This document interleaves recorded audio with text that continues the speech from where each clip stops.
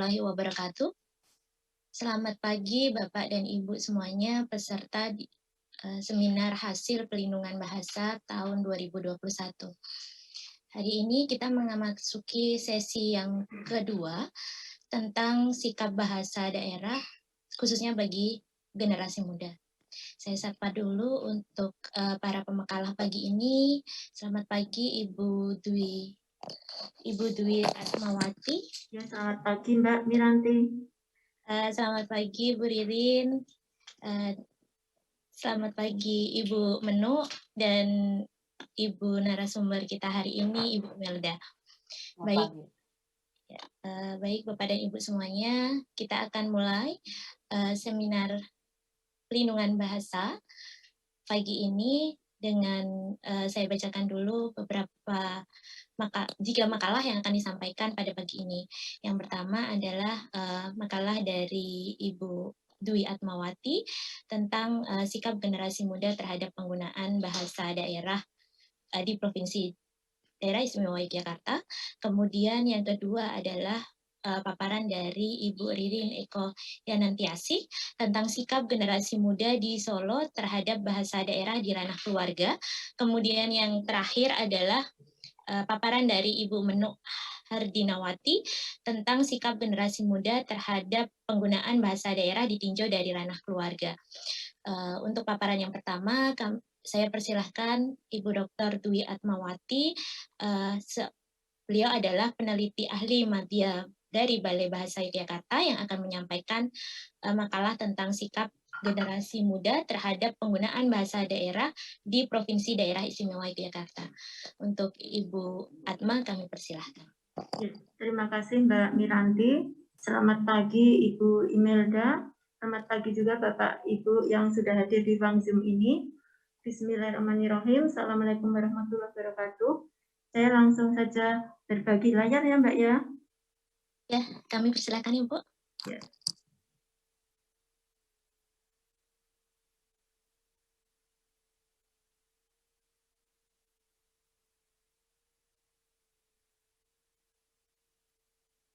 Belum bisa ya Mbak ya?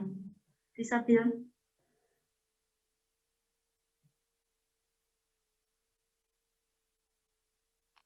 Sebentar ya Bu.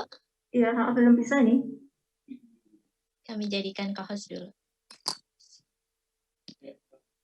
Sudah Ibu, kami persilahkan. Ya, suara saya bisa terdengar? Bisa Bu, jelas. Bisa, ya.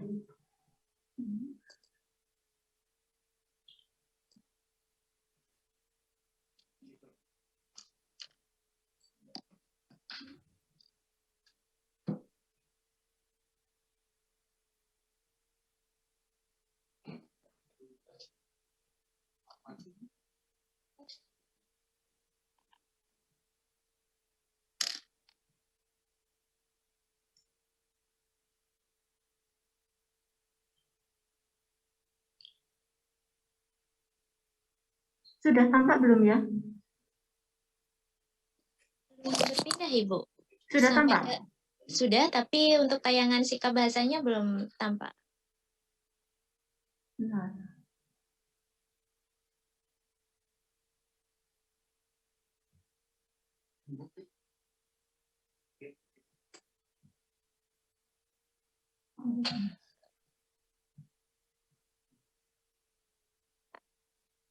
Atau Ibu stop berbagi dulu Bu, kemudian diulang lagi.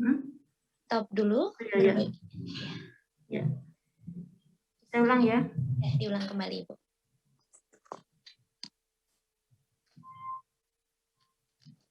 Sudah ya, sudah tampak ya? Sudah Ibu. Kami persilahkan. Ya. Ya. Pada pagi ini saya akan menyampaikan hasil penelitian kami yang berjudul Sikap Generasi Muda Terhadap Bahasa Indonesia, Bahasa Daerah, dan Bahasa Asing di Daerah Istimewa Yogyakarta. Penelitian ini merupakan hasil penelitian tim yang terdiri atas Ketua Bu Wati Kurniawati, saya sebagai anggota, dan Mbak Tati Gusnur sebagai anggota. Mungkin nanti dalam diskusi, misalnya Bu Wati atau Mbak Gusnur akan menambahkan jawaban-jawaban, saya persilakan. penelitian ini kami laksanakan di Yogyakarta dengan lokasi pengamatan di Bantul. Perlu saya sampaikan bahwa Yogyakarta itu terdiri atas 5 kabupaten dan kota, 4 kabupaten, 1 kota, yaitu Sleman, kemudian Kota Yogyakarta, Kabupaten Kulon Progo, Kabupaten Bantul, dan Kabupaten Gunung Kidul. Recording in progress. Nah, penelitian yang kami lakukan ini kami ambil di Kabupaten Bantul. Kami memilih Kabupaten Bantul itu karena kami anggap Kabupaten Bantul ini bisa mewakili, paling tidak bisa mewakili untuk daerah istimewa Yogyakarta, karena letaknya yang tidak terlalu di pojok, misalnya Kulon Progo dan Gunung Kidul ini kan di pojok, kemudian kota Yogyakarta berada di tengah-tengah, kemudian Sleman ini berbatasan dengan kota Magelang.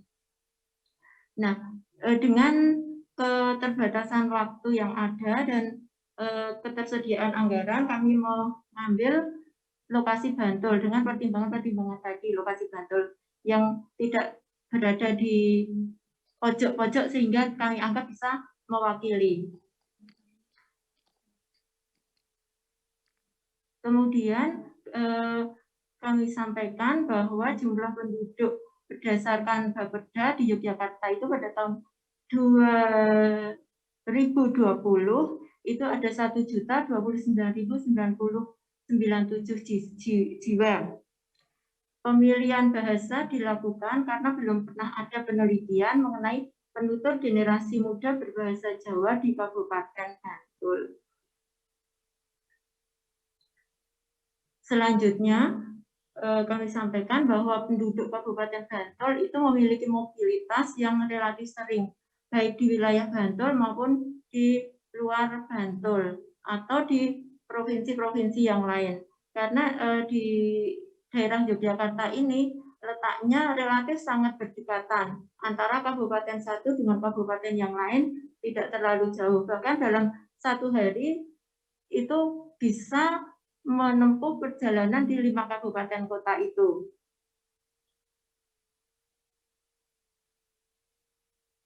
Termasuk untuk ke provinsi lain pun tidak provinsi lain yang berdekatan tidak memerlukan waktu yang lama.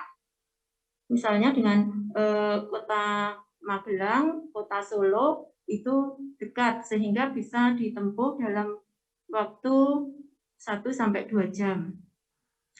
Kemudian para pekerja yang berkomunikasi tidak hanya menggunakan bahasa daerah tetapi juga menggunakan bahasa Indonesia dan atau bahasa asing. Tujuan penelitian ini untuk mengidentifikasi sikap bahasa generasi muda di Kabupaten Bantul ditinjau berdasarkan karakteristik penuturnya dan penggunaan bahasa daerah. Karakteristik penuturnya di sini yang kami maksud adalah ada kelompok siswa, kelompok mahasiswa, kemudian kelompok pegawai. Dari kelompok siswa itu kami mengambil 20 responden, kemudian kelompok mahasiswa kami mengambil 20 responden, dan kelompok pegawai kami mengambil 10 responden. Dari hasil penelitian ini kami harapkan dapat memberikan masukan bagi pihak-pihak yang terkait dan dasar penentu arah perencanaan bahasa di wilayah tersebut. Kemudian metode penelitian ini kami menggunakan metode survei dan kuantitatif. Butir pertanyaan menggunakan penggunaan bahasa dalam kuesioner, keseluruhan jumlah kuesioner yang harus diisi oleh responden itu ada 84. Pernyataan itu berdasarkan nanti dalam kuesioner itu ada pernyataan-pernyataan berdasarkan ranah dan topik. Teknik pengumpulan data kami menggunakan teknik kuesioner dan wawancara. Jadi kami menyampaikan kuesioner itu kepada responden sebanyak 50 responden. Kami tunggui sehingga hasilnya bisa lebih sahih begitu. Responden terdiri atas 50 orang seperti tadi yang sudah kami sampaikan. Kemudian kelompok responden itu ada siswa, ada mahasiswa, ada pegawai. Komposisi responden berdasarkan usia dan jenis kelamin, itu yang laki-laki ada 10 orang, kemudian perempuan ada 10 orang, berdasarkan kelompok usia yang kurang dari 19 tahun, kemudian yang berusia 20 sampai 30 tahun, itu laki-laki 15 orang, perempuan 15 orang.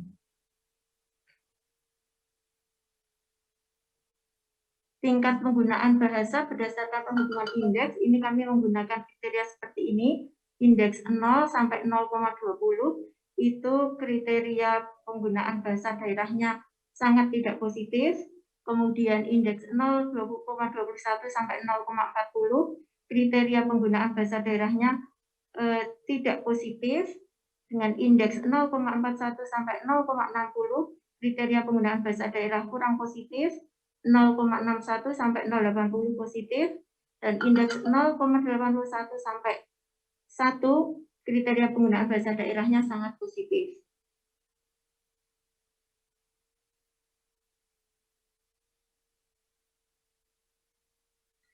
Hasil penelitian, dan ini kami sampaikan hasil penelitian mengenai indeks rata-rata tingkat penggunaan bahasa daerah dan mengenai sikap bahasa. Dalam ranah keluarga, itu laki-laki memiliki indeks 0,72, perempuan 0,75, kemudian dalam ranah tetangga dan teman, laki-laki itu 0,82, perempuan 0,78, dalam ranah transaksi, laki-laki indeksnya 0,72, kemudian perempuan 0,64, dalam ranah budaya, rata-rata indeksnya 0,68, perempuan 0,58, kemudian dalam ranah pendidikan itu laki-laki 0,71, perempuan 0,63, kemudian dalam ranah pemerintahan laki-laki 0,68, kemudian perempuan 0,79, dalam ranah keagamaan laki-laki itu 0,65, perempuan 0,51. Sedangkan indeks rata-rata tingkat penggunaan bahasa daerah dalam 6 topik berdasarkan jenis kelamin, itu untuk ranah keluarga laki-laki 0,78, perempuan 0,77, topik budaya dalam ranah topik budaya 0,79, perempuan 0,77, kemudian dalam topik agama laki-laki itu 0,72, perempuan 0,75, topik pendidikan laki-laki itu 0,73, perempuan 0,75, pada topik ekonomi laki-laki 0,72, perempuan 0,73, pada topik politik 0,63, perempuan 0,72. Nah, ini penggunaan bahasa daerah dalam ranah keluarga, transaksi, dan pendidikan oleh responden laki-laki dan perempuan mempunyai indeks rata-rata yang termasuk kriteria positif. Kemudian penggunaan bahasa daerah dalam ranah tetangga dan teman oleh responden laki-laki atau perempuan mempunyai indeks rata-rata yang termasuk kriteria sangat positif dan positif. Penggunaan bahasa daerah dalam ranah budaya, pemerintahan, dan keagamaan oleh responden laki-laki dan perempuan mempunyai indeks rata-rata, laki-laki itu kriteria positif, kemudian perempuan kurang positif. Selanjutnya, penggunaan bahasa daerah dalam topik keluarga, budaya, agama, pendidikan, ekonomi, dan politik oleh responden laki-laki dan perempuan mempunyai indeks rata-rata yang termasuk kriteria positif. Selanjutnya, mengenai sikap bahasa, indeks sikap bahasa siswa, mahasiswa, dan pegawai berdasarkan aspek kognitif. Jadi kami di sini melihatnya dari aspek kognitif, afektif, dan konatif. Ya, dari aspek kognitif bahasa daerah itu 0,91 atau sangat positif terhadap bahasa daerah, kemudian terhadap bahasa Indonesia juga sangat positif, terhadap bahasa asing positif. Indeks sikap bahasa siswa, mahasiswa, dan pegawai berdasarkan afektif terhadap bahasa daerah itu positif, terhadap bahasa Indonesia positif, dan terhadap bahasa asing positif. Jadi ini indeks sikap mahasiswanya, sikap bahasa siswa, mahasiswa maupun pegawai terhadap bahasa Indonesia, bahasa daerah, dan bahasa asing dari aspek afektif semuanya positif. Kemudian indeks sikap bahasa siswa, mahasiswa, dan pegawai berdasarkan aspek konatif terhadap bahasa daerah, bahasa Indonesia, dan bahasa asing positif semuanya.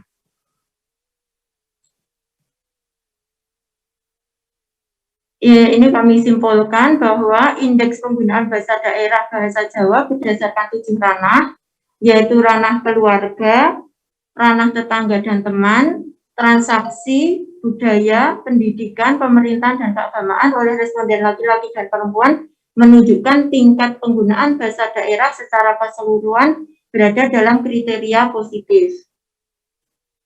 Meskipun dalam lapangan itu kami temui ketika responden diminta menggunakan bahasa Jawa Kromo itu agak kesulitan, bisa tetapi agak kesulitan. Indeks penggunaan bahasa daerah, bahasa Jawa berdasarkan 6 topik, yaitu topik keluarga, budaya, agama, pendidikan, ekonomi, politik, dan responden laki-laki dan perempuan menunjukkan tingkat penggunaan bahasa daerah secara keseluruhan termasuk kriteria positif.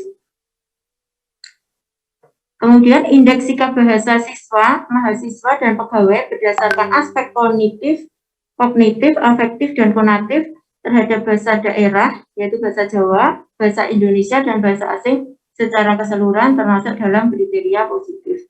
Jadi kami simpulkan secara keseluruhan bahwa sikap bahasa generasi muda di Kabupaten Bantul terhadap bahasa daerah itu bersikap positif.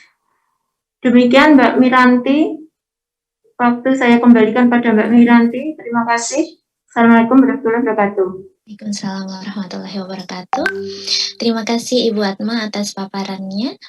Pas 15 menit. Untuk paparan berikutnya kami persilahkan Ibu Dr. Ririn Eko Yanantiasih MPD sebagai peneliti muda Pusat Pengembangan dan Pelindungan Bahasa dan Sastra yang akan menyampaikan judul tentang sikap generasi muda di Solo terhadap bahasa daerah ditinjau dari ranah keluarga. Ibu Ririn, kami persilahkan.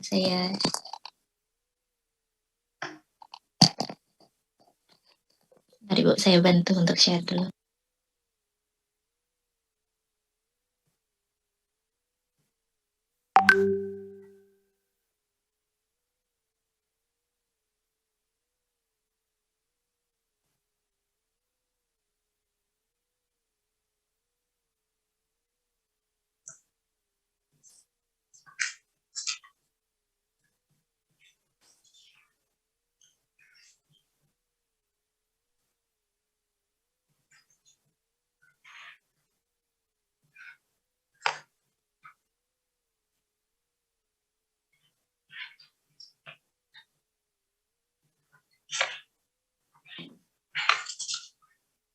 Kami persilahkan Bu Ririn untuk menyampaikan. Mohon maaf, saya masih. Assalamualaikum warahmatullahi wabarakatuh. Selamat pagi Ibu.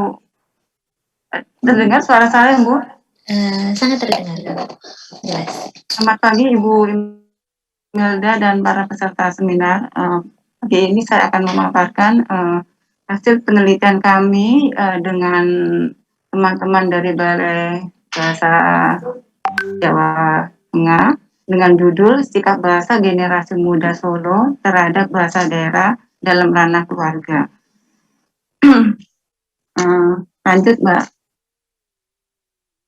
Sekilas tentang Kota Solo. Kota Solo termasuk kota yang kaya akan sejarah, kota budaya, dan kota pelajar, banyak berdiri perguruan tinggi. Kota Solo dikelilingi oleh daerah-daerah yang berbahasa daerah Jawa yang masih kuat, seperti Karanganyar, Boyolali. Info ini kami peroleh dari Wikipedia. Sebelum melakukan pengamatan ke lapangan, melakukan penelitian, kami melakukan pengamatan ke lapangan bahwa ada penggunaan bahasa daerah, bahasa Indonesia, dan beberapa bahasa asing. Oleh karena itu, saya mencantumkan di sini adalah penggunaan bahasa Indonesia yang harus dijunjung tinggi dan diutamakan, penggunaan bahasa daerah dalam interaksi sosial sehari-hari, dan bahasa asing sebagai bahasa komunikasi dalam IPTEK. Lanjut, Mbak. Pendahuluan. Dengan situasi kebahasaan tersebut, maka saya menuliskan di sini adalah situasi kebahasaan di Kota Solo termasuk diglosik dan multilingual. Berdasarkan beberapa penelitian, penggunaan bahasa Jawa mulai bergeser. Ada yang mengatakan karena penggunaan di ranah keluarga yang berkurang, dan atau yang ada orang tua yang tidak mengajarkan bahasanya. Oleh karena itu, tujuan penelitian ini adalah mendeskripsikan bagaimana bahasa daerah generasi muda di Kota Solo, mendeskripsikan sikap bahasa generasi muda di Kota Solo terhadap bahasa daerah. Manfaatnya adalah melengkapi penelitian bidang sosiolinguistik, memberi sumbangan dan menjadi dasar dalam menentukan arah perencanaan bahasa di wilayah Kota Solo. Lanjut, Mbak.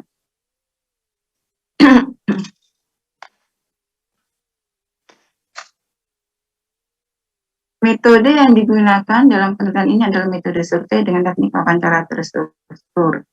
Teknik pengambilan data dan analisis. Pengambilan data dilakukan dengan menyebarkan kuesioner terhadap 50 orang responden. Kan dengan memberi skor 1 untuk jawaban tidak pernah, 2 untuk jawaban pernah, 3 untuk jawaban SARA, 4 untuk jawaban sering, dan 5 untuk jawaban selalu. Analisis data dilakukan dengan program Excel ANOVA Single Factor. Ruang lingkup. Penelitian ini mengacu pada Undang-Undang Nomor 9 Tahun 2009 tentang kepemudaan yang oleh karena itu objek penelitian ini adalah generasi muda Solo yang berusia antara 16 sampai 30 tahun.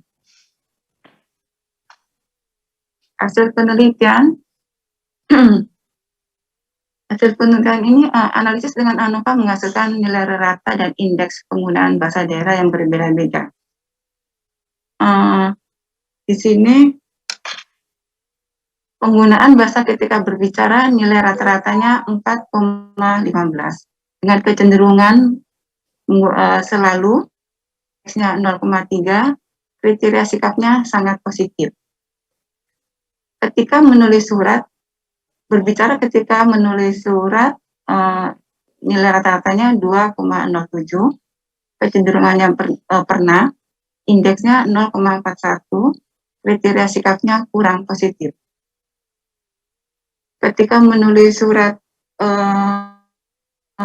menulis SMS atau WA, mempunyai nilai rata-rata yang agak tinggi daripada menulis surat secara manual. Ini angkanya 3,4, kecenderungannya adalah sering, indeksnya 0,7, kriteria sikap penggunaannya positif.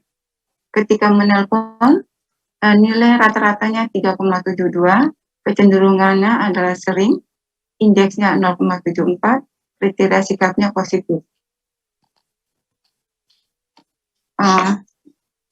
Hasil selanjutnya adalah tabel kepositifan sikap generasi muda Solo terhadap bahasa daerah dilihat dari aspek kognitif, afektif, dan konatif.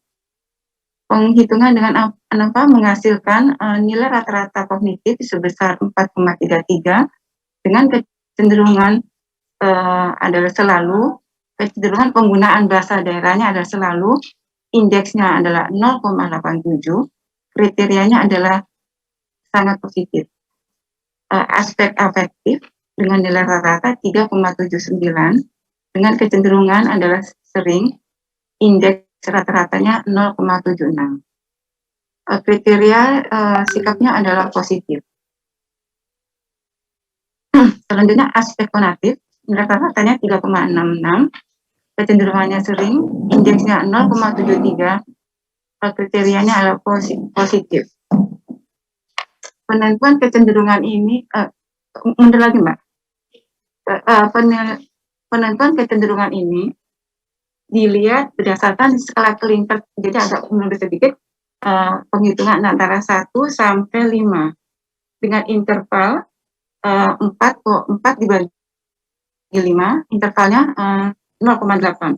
Jadi rentang penilaian itu adalah 1 sampai 1,8 tidak pernah, 1,81 sampai 2,6 adalah pernah, 2,61 sampai 3,4 rentangnya dalam rentang jarang, 3,41 sampai 42 adalah sering, 4,21 sampai 5 adalah selalu.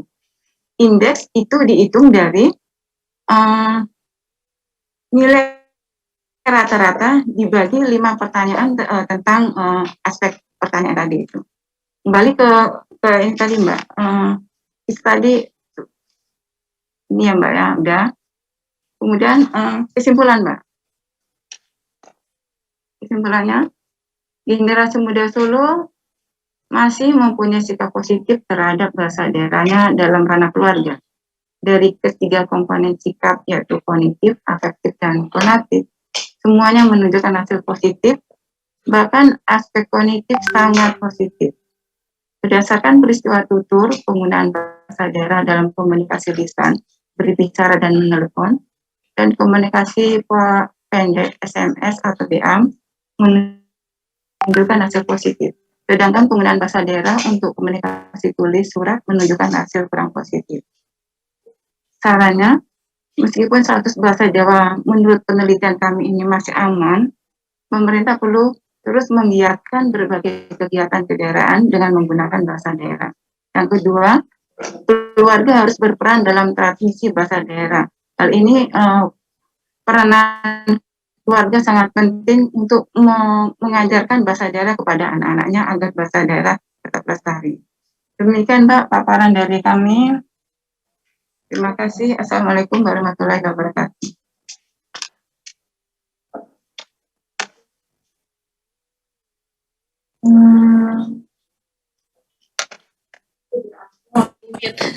Maaf, masih mute. Baik, terima kasih Bu Ririn. Terima kasih atas paparannya mengenai sikap bahasa daerah, terutama bagi generasi muda di Kota Solo. Nah,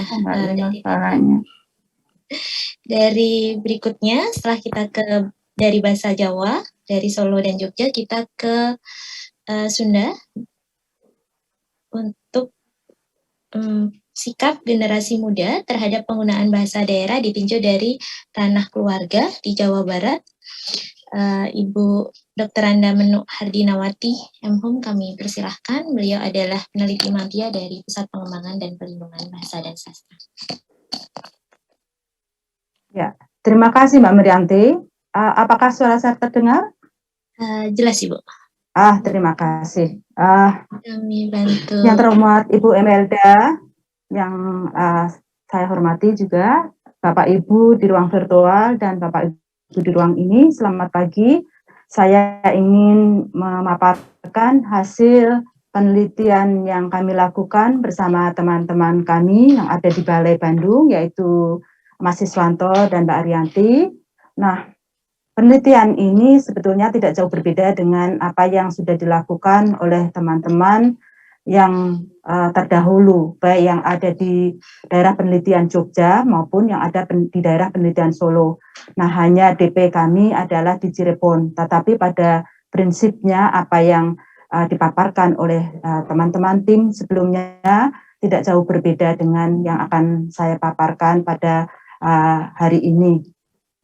Mbak Miranti boleh dibantu saya untuk memayangkan. Berikutnya Mbak Miranti, kita lihat dulu dari profil Kota Cirebon. Alasan kami memilih Kota Cirebon ini tentunya ada pertimbangan karena Kota Cirebon merupakan pendukung dan penyangga ya hinterland pusat kegiatan nasional, bagian dari pengembangan metropolitan Cirebon Raya. Nah, hal ini tentunya menjadi pertimbangan karena apa? Menjadi kota besar tentunya banyak pendatang dari daerah sekitar bermukim di daerah Cirebon. Ini tentunya akan mempengaruhi faktor kebahasaannya. Yang berikutnya adalah Kabupaten Cirebon berbatasan langsung dengan Provinsi Jawa Tengah yang menjadi pintu gerbang masuk ke Provinsi Jawa Barat. Ini pun tidak kalah pentingnya karena daerah Jawa Tengah memiliki bahasa daerah Jawa, lalu bahasa Sunda dipakai di daerah Provinsi Jawa Barat. Nah, Cirebon adalah perbatasannya. Itu yang menjadi pertimbangan berikutnya. Lalu yang ketiga adalah pengembangan wisata agro dan wisata religi dengan memanfaatkan potensi yang memperhatikan kelestarian lingkungan hidup dan budaya. Nah, kalau dilihat dari kondisi ini bahwa pengembangan wisata itulah yang tentunya akan banyak mendatangkan para wisatawan di tempat itu dari berbagai daerah. Lalu yang terakhir adalah penghubung antar Jakarta dengan kota-kota besar di wilayah kota-kota di Cirebon. Seperti pada alasan pertama bahwa nantinya kota Cirebon ini akan menjadi kota metropolitan karena sering dipakai sebagai lintas antar kota. Berikutnya Mbak Miranti. Ya, lalu keadaan kebahasaan sebagai pendahuluan yang akan saya sampaikan. Keadaan kebahasaan di Indonesia dengan berbagai dengan bahasa daerah mengakibatkan masyarakat akan berinteraksi antar kelompok etnik itu sendiri dan antar kelompok etnik yang berbeda. Kedua jenis interaksi sosial ini membuat kendala terhadap pola penggunaan bahasa dan sikap bahasanya. Kondisi itu perlu dibuat garis besar kebijakan bahasa berdasarkan hasil observasi dan penelitian yang mendalam tentang kondisi sikap dan kebahasaan. Jenis-jenis interaksi sosial itu membuat kendala itu sehingga kita perlu melihat sikap bahasanya. Lalu sikap bahasa yang akan kami lihat di sini kita lihat ada 3 yaitu kognitif, afektif dan konatif. Berikutnya Mbak Miranti.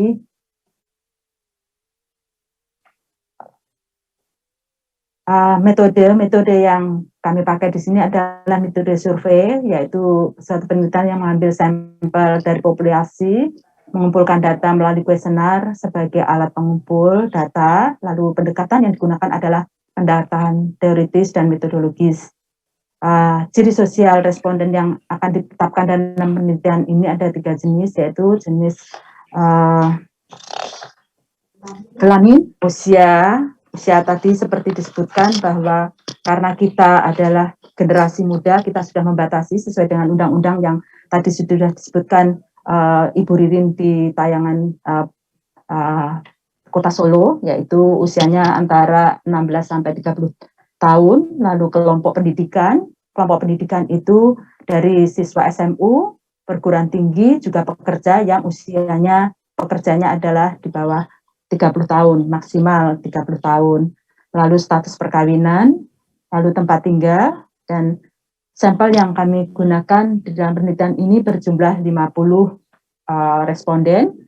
Seperti disebutkan tadi juga bahwa 50 itu 20 untuk siswa, 20 untuk mahasiswa, dan 10 untuk karyawan.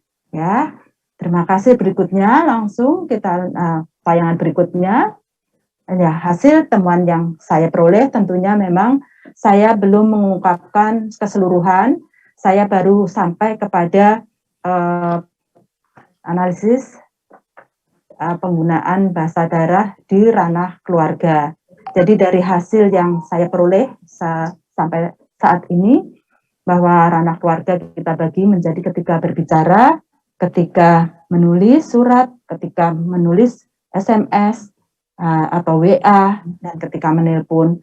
Dari tayangan yang saya tampilkan di sini terlihat bahwa nilai rata-rata ketika berbicara adalah 4,38 yang dapat dikriteriakan menjadi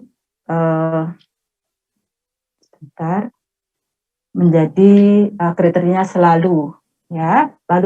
Lalu berikutnya ketika menulis surat nilainya ada 2,42 yang kriterianya kita simpulkan sebagai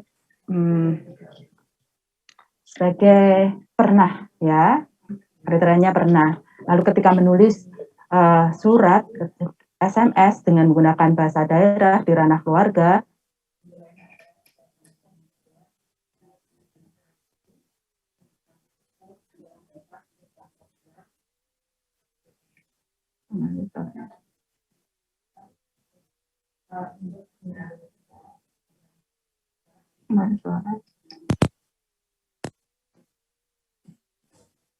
adalah positif.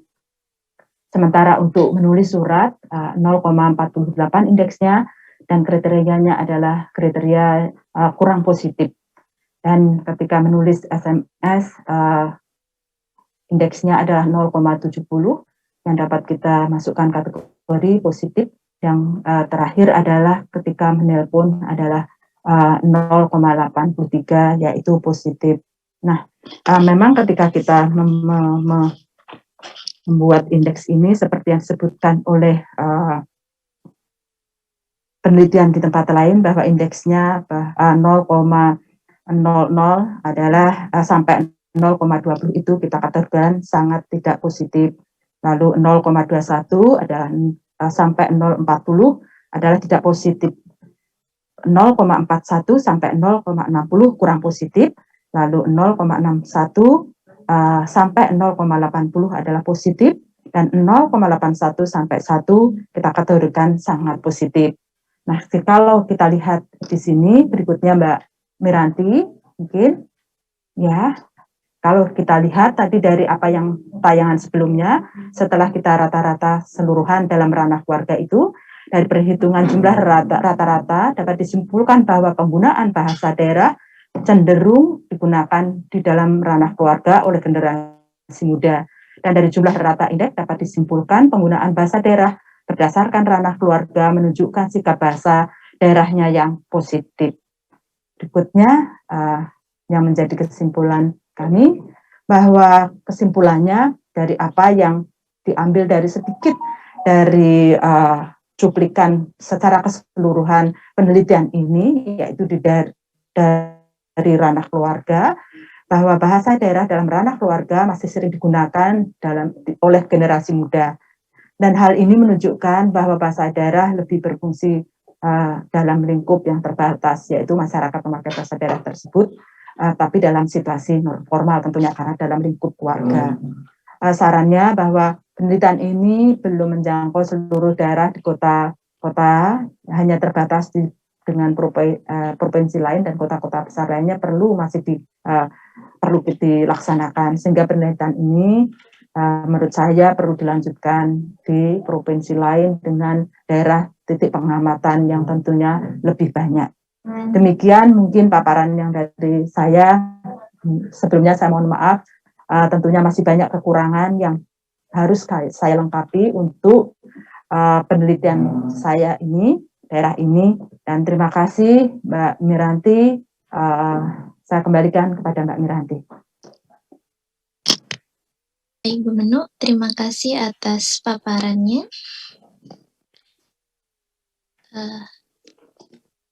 Bapak dan Ibu, kita telah mendengarkan paparan dari 3 pemakalah pagi ini, mulai dari Jogja, kemudian ke Solo, kita ke Cirebon. Berikutnya kita akan mendengarkan pembahasan dari narasumber kita pagi ini dengan Ibu Imelda M. Hum. Beliau adalah peneliti di Badan Riset dan Inovasi Nasional dengan konsentrasi penelitian etnolinguistik di masyarakat dengan kategori bahasa minoritas. Untuk Ibu Imelda, kami persilahkan. Terima kasih Mbak Miranti. Apa suara saya terdengar baik? Oh, iya. Sangat Dengar jelas. baik. Baik. Also disable participant screen. Would you please sharing screen dong? Oh ya, baik.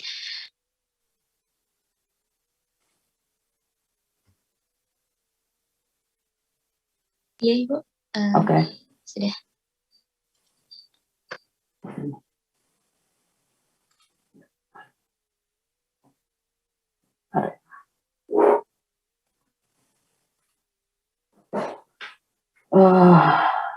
Udah tampil ya. Baik.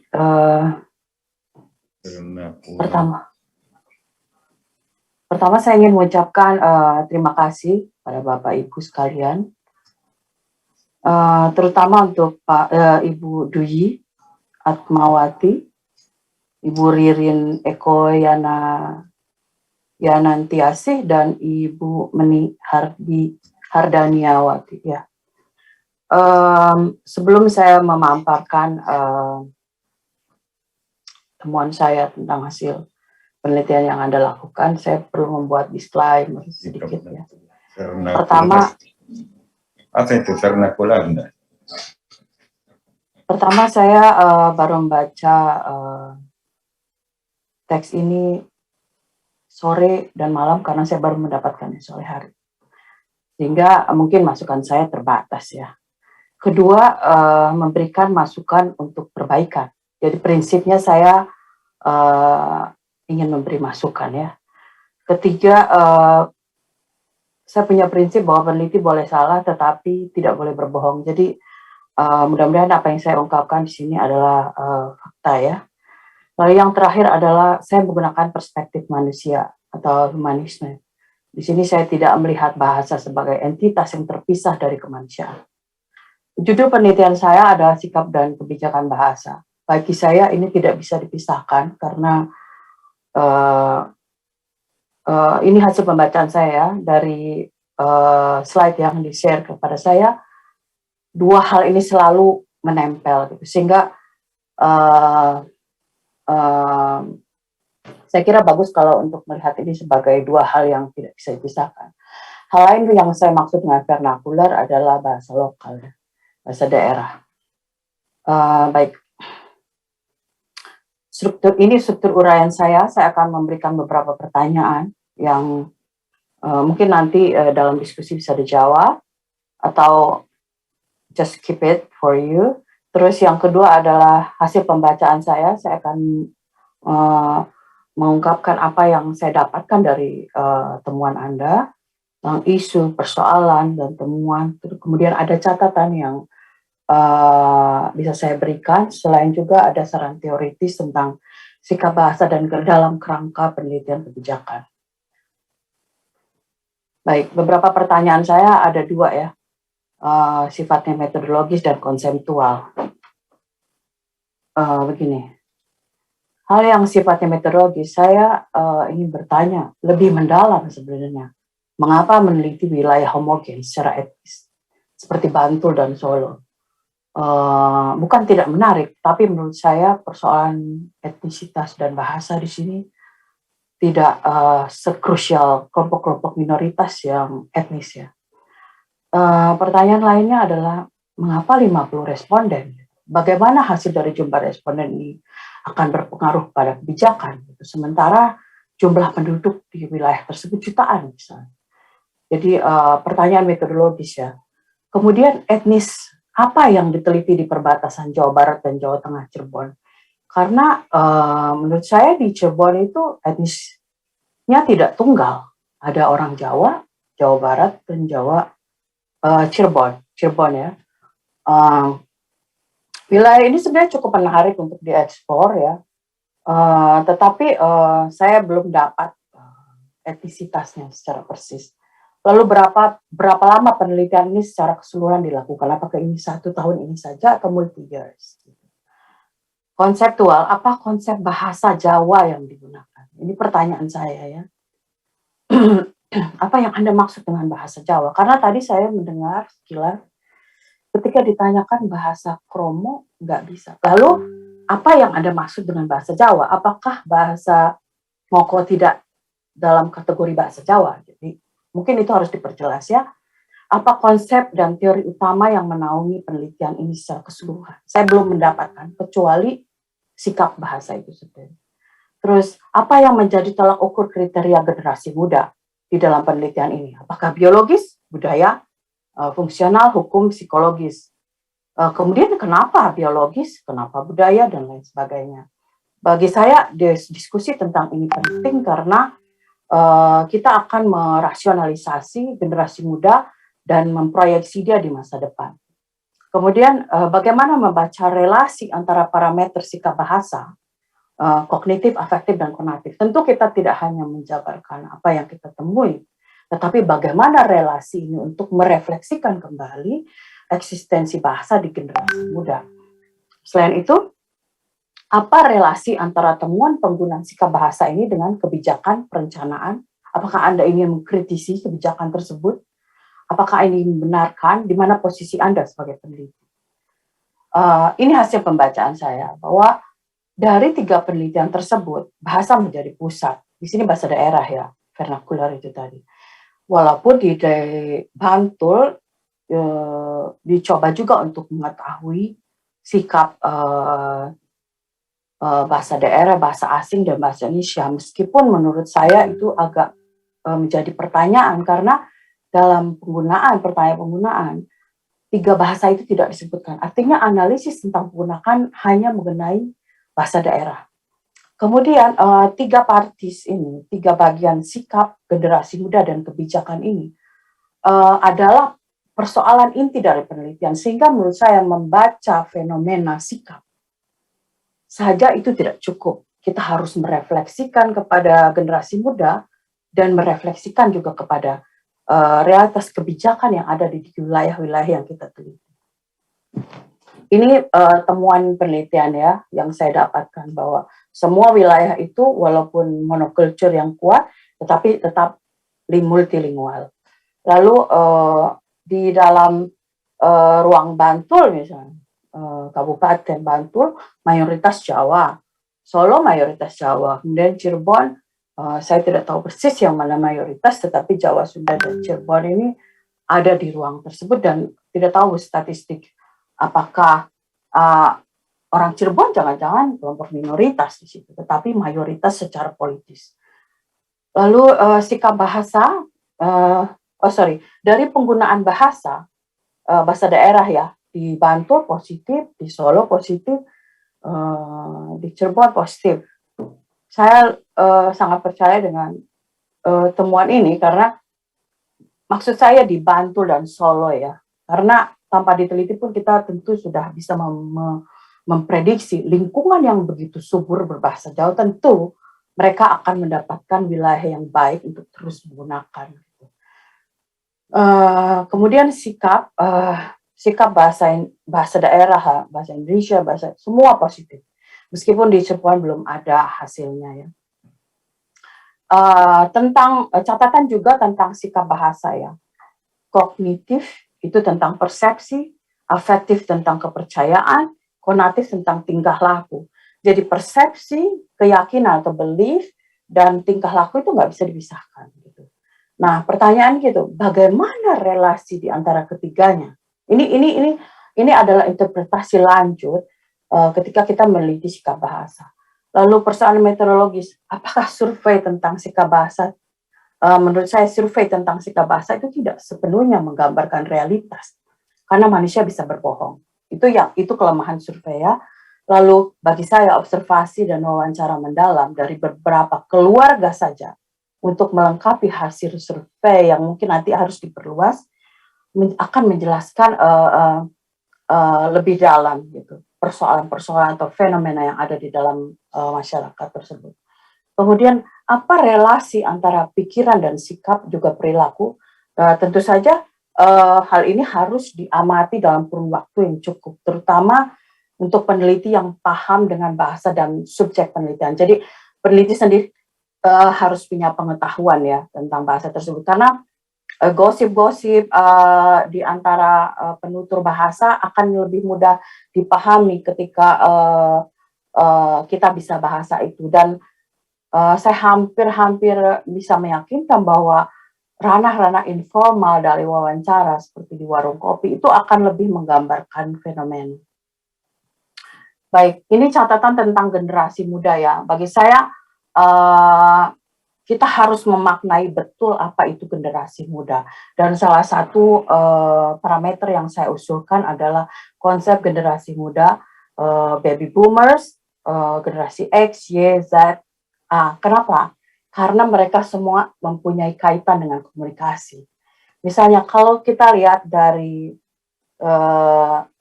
rentang umur generasi muda, itu berarti generasi Z dan Y ya.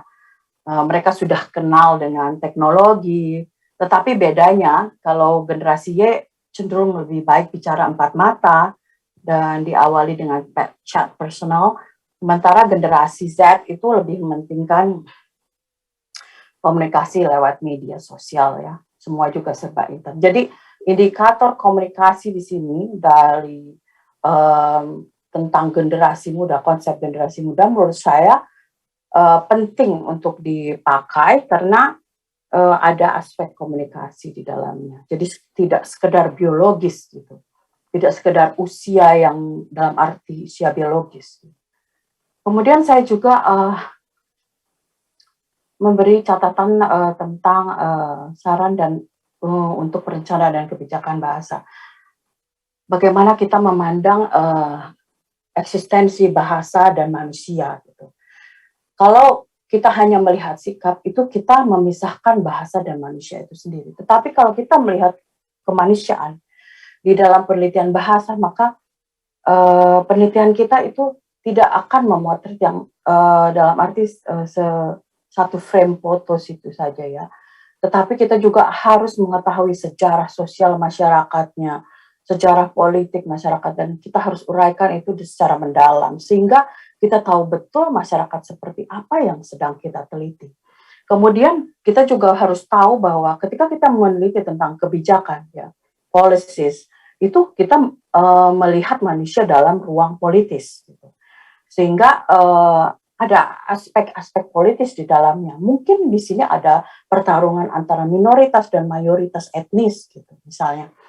Lalu kita juga perlu catat bahwa ada sifat kebijakan di Indonesia yang top down, yang elitis, yang tidak memperhatikan masyarakat, sulit memperhatikan masyarakat. Terus itu bagaimana keberpihakan peneliti di dalam penelitian ini? Berpihak kepada pemerintah, pembuat kebijakan, atau kepada masyarakat penggunaan bahasa. Jadi ini ada pertanyaan yang lanjut. Sebenarnya kebijakan itu dibuat untuk siapa? Kepada pemerintah, untuk pemerintah, atau untuk masyarakat? Gitu. Kalau kita percaya itu untuk masyarakat, tentu perspektif keberpihakan kita kepada masyarakat, bukan kepada pemerintah. Nah, ini juga kita perlu tahu juga relasi produk sebuah kebijakan hak asasi manusia dan kelompok etnis minoritas dalam konteks politik Indonesia yang menghargai keberagaman. Jadi pertarungan setelah Orde Baru sampai sekarang ini adalah politik identitas, baik itu etnis ataupun agama. Sehingga kalau kita perspektifnya HAM, kita harus menghargai perbedaan dan memberikan mengakomodasi perbedaan-perbedaan tersebut di dalam kebijakan gitu. Saran teoritis saya, lihatlah sikap bahasa ini dalam kerangka penelitian kebijakan. Salah satu yang bisa dipakai adalah perspektif yang dikemukakan oleh Spolsky ya. Jadi language use ya, praktik penggunaan bahasa, dan ideologi ini yang di dalam sikap bahasa ya, what people think should be done, dan manajemen. Nah ini yang belum saya lihat ya, atau usaha, satu sistem manajemen yang melampaui, atau kontradiksi terhadap keyakinan dan nilai penggunaan bahasa. Jadi deskripsi tentang bagaimana manajemen atau kebijakan bahasa di provinsi tersebut atau di kabupaten tersebut adalah narasi yang penting untuk diungkapkan dan direfleksikan kembali dalam diskusi-diskusi tentang ketika kita ingin memberikan masukan. Kemudian ini adalah salah satu sumber yang mungkin sangat baik untuk dibaca untuk dipakai kemudian oleh tim mungkin ya, yaitu buku Julia Salabang, penelitian dia di Meksiko ya kalau nggak salah. Terus deskripsinya tebal tentang latar budaya sosial politik, deskripsi tentang kebijakan dari revitalisasi yang sedang dilakukan juga ada, kemudian praktik berbahasa, sikap, dan ideologi. Saya kira ini akan melengkapi hasil penelitian yang sudah dilakukan, selain juga memperluas jumlah responden yang cukup representatif untuk memberi masukan kepada kebijakan. Saya kira itu, terima kasih.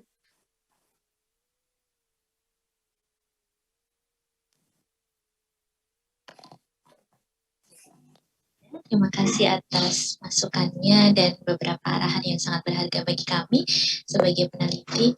Untuk berikutnya mungkin bisa ada ibu-ibu bertiga akan menanggapi sedikit tanggapan dari Ibu Nimilda mungkin. Dari yang pertama yang saya tangkap tadi tentang pemilihan daerah pengamatan. yang diambil gitu ya. Mungkin ada beberapa yang karena ini terhitung monolingual gitu, dari bahasa yang kuat secara bahasa daerah. Maaf, suaranya putus-putus Mbak Miranti. Ini maaf, agak sinyalnya saya ulang lagi. Ibu bertiga mungkin bisa memberikan tanggapan sedikit tentang daerah yang diamati, karena cenderung untuk bahasanya lebih ke bahasa yang kuat gitu. Mungkin akan dijelaskan sedikit tentang pengambilan daerah pengamatan ini, dan untuk Bu Menuk menjelaskan sedikit Bu etnis yang diteliti. Ya. Baik. Boleh saya mungkin menanggapi untuk Silakan, yang Ibu. daerah Cirebon. Terima kasih Bu Imelda, masukan yang sangat berarti buat kami dan sangat berharga. Apa yang Ibu sampaikan akan menambah wawasan bagi kami untuk memperbaiki hasil penelitian kami. Ibu Imelda, memang di Cirebon itu seperti saya sampaikan tadi, bahwa kelompok yang kami teliti itu memang kelompok Sunda yang berlatar belakang bahasa Sunda, yang orang tua dan hasil perkawinan dari bapak dan ibu orang Sunda. Karena di daerah Cirebon bukan hanya etnis Sunda saja, tetapi Jawa pun ada di sana. Dan di dalam bahasanya terlihat ada juga yang agak berbeda antara bahasa Sunda dan Jawa. Nah, kami mengambil bahasa dari penutur yang orang tuanya asli menggunakan bahasa perkawinan antara suku Sunda dan Sunda. Nah, itulah yang kami ambil, kami pilih. Apakah Anda ingin mengkritisi kebijakan tersebut? Apakah ini membenarkan di mana posisi Anda sebagai peneliti? Ini hasil pembacaan saya, bahwa dari 3 penelitian tersebut, bahasa menjadi pusat. Di sini bahasa daerah ya, vernakular itu tadi. Walaupun di Bantul dicoba juga untuk mengetahui sikap bahasa daerah, bahasa asing, dan bahasa Indonesia. Meskipun menurut saya itu agak menjadi pertanyaan, karena dalam pertanyaan penggunaan, 3 bahasa itu tidak disebutkan. Artinya analisis tentang penggunaan hanya mengenai bahasa daerah. Kemudian 3 partis ini, 3 bagian sikap generasi muda dan kebijakan ini adalah persoalan inti dari penelitian, sehingga menurut saya membaca fenomena sikap saja itu tidak cukup. Kita harus merefleksikan kepada generasi muda dan merefleksikan juga kepada realitas kebijakan yang ada di wilayah-wilayah yang kita teliti.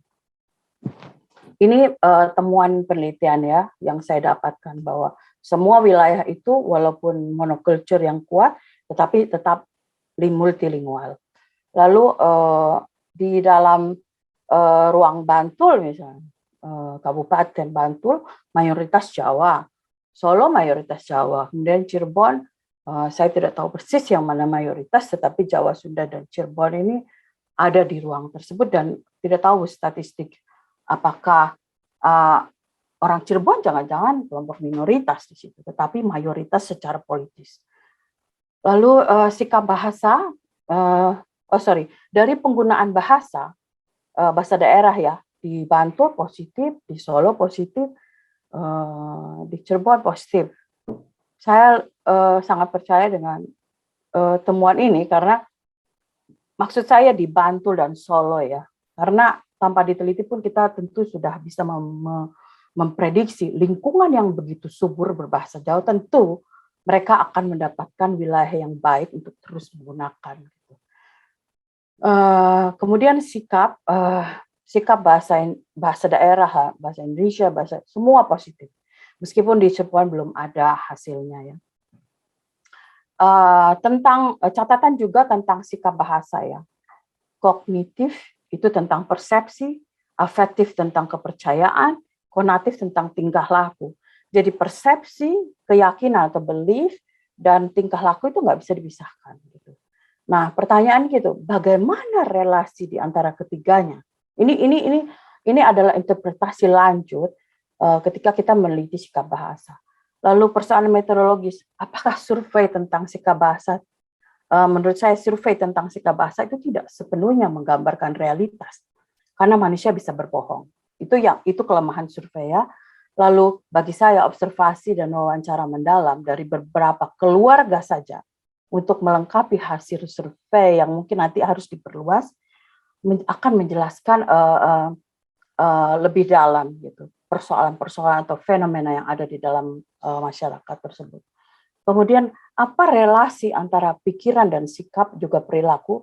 Tentu saja hal ini harus diamati dalam kurun waktu yang cukup, terutama untuk peneliti yang paham dengan bahasa dan subjek penelitian. Jadi peneliti sendiri harus punya pengetahuan ya tentang bahasa tersebut, karena gosip-gosip di antara penutur bahasa akan lebih mudah dipahami ketika kita bisa bahasa itu. Dan saya hampir bisa meyakinkan bahwa ranah-ranah informal dari wawancara seperti di warung kopi itu akan lebih menggambarkan fenomena. Baik, ini catatan tentang generasi muda ya. Bagi saya kita harus memaknai betul apa itu generasi muda. Dan salah satu parameter yang saya usulkan adalah konsep generasi muda, baby boomers, generasi X, Y, Z. Kenapa? Karena mereka semua mempunyai kaitan dengan komunikasi. Misalnya kalau kita lihat dari rentang umur generasi muda, itu berarti generasi Z dan Y ya. Mereka sudah kenal dengan teknologi, tetapi bedanya kalau generasi Y cenderung lebih baik bicara empat mata dan diawali dengan chat personal, sementara generasi Z itu lebih mementingkan komunikasi lewat media sosial ya. Semua juga serba internet. Jadi indikator komunikasi di sini dari tentang generasi muda, konsep generasi muda menurut saya penting untuk dipakai karena ada aspek komunikasi di dalamnya. Jadi tidak sekedar biologis gitu, tidak sekedar usia yang dalam arti usia biologis. Kemudian saya juga memberi catatan tentang saran dan untuk perencanaan dan kebijakan bahasa. Bagaimana kita memandang eksistensi bahasa dan manusia gitu. Kalau kita hanya melihat sikap, itu kita memisahkan bahasa dan manusia itu sendiri. Tetapi kalau kita melihat kemanusiaan di dalam penelitian bahasa, maka penelitian kita itu tidak akan memotret yang dalam arti satu frame foto itu saja ya. Tetapi kita juga harus mengetahui sejarah sosial masyarakatnya, sejarah politik masyarakat, dan kita harus uraikan itu secara mendalam sehingga kita tahu betul masyarakat seperti apa yang sedang kita teliti. Kemudian kita juga harus tahu bahwa ketika kita meneliti tentang kebijakan ya, policies, itu kita melihat manusia dalam ruang politis gitu.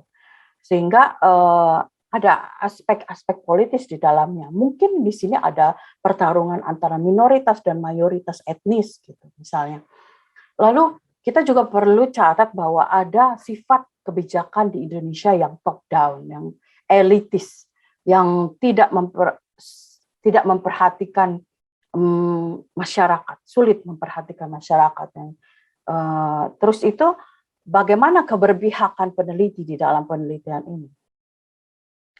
Berpihak kepada pemerintah, pembuat kebijakan, atau kepada masyarakat penggunaan bahasa. Jadi ini ada pertanyaan yang lanjut. Sebenarnya kebijakan itu dibuat untuk siapa? Kepada pemerintah, untuk pemerintah, atau untuk masyarakat? Gitu. Kalau kita percaya itu untuk masyarakat, tentu perspektif keberpihakan kita kepada masyarakat, bukan kepada pemerintah. Nah, ini juga kita perlu tahu juga relasi produk sebuah kebijakan, hak asasi manusia dan kelompok etnis minoritas dalam konteks politik Indonesia yang menghargai keberagaman. Jadi pertarungan setelah Orde Baru sampai sekarang ini adalah politik identitas, baik itu etnis ataupun agama. Sehingga kalau kita perspektifnya HAM, kita harus menghargai perbedaan dan dan mengakomodasi perbedaan-perbedaan tersebut di dalam kebijakan gitu. Saran teoritis saya, lihatlah sikap bahasa ini dalam kerangka penelitian kebijakan. Salah satu yang bisa dipakai adalah perspektif yang dikemukakan oleh Spolsky ya. Jadi language use ya, praktik penggunaan bahasa, dan ideologi ini yang di dalam sikap bahasa ya, what people think should be done, dan manajemen. Nah ini yang belum saya lihat ya, atau usaha, satu sistem manajemen yang melampaui atau kontradiksi terhadap keyakinan dan nilai penggunaan bahasa. Jadi deskripsi tentang bagaimana manajemen atau kebijakan bahasa di provinsi tersebut atau di kabupaten tersebut adalah narasi yang penting untuk diungkapkan dan direfleksikan kembali dalam diskusi-diskusi tentang ketika kita ingin memberikan masukan. Kemudian ini adalah salah satu sumber yang mungkin sangat baik untuk dibaca untuk dipakai kemudian oleh tim mungkin ya, yaitu buku Julia Salabang, penelitian dia di Meksiko ya kalau nggak salah. Terus deskripsinya tebal tentang latar budaya sosial politik, deskripsi tentang kebijakan dari revitalisasi yang sedang dilakukan juga ada, kemudian praktik berbahasa, sikap, dan ideologi. Saya kira ini akan melengkapi hasil penelitian yang sudah dilakukan, selain juga memperluas jumlah responden yang cukup representatif untuk memberi masukan kepada kebijakan. Saya kira itu, terima kasih.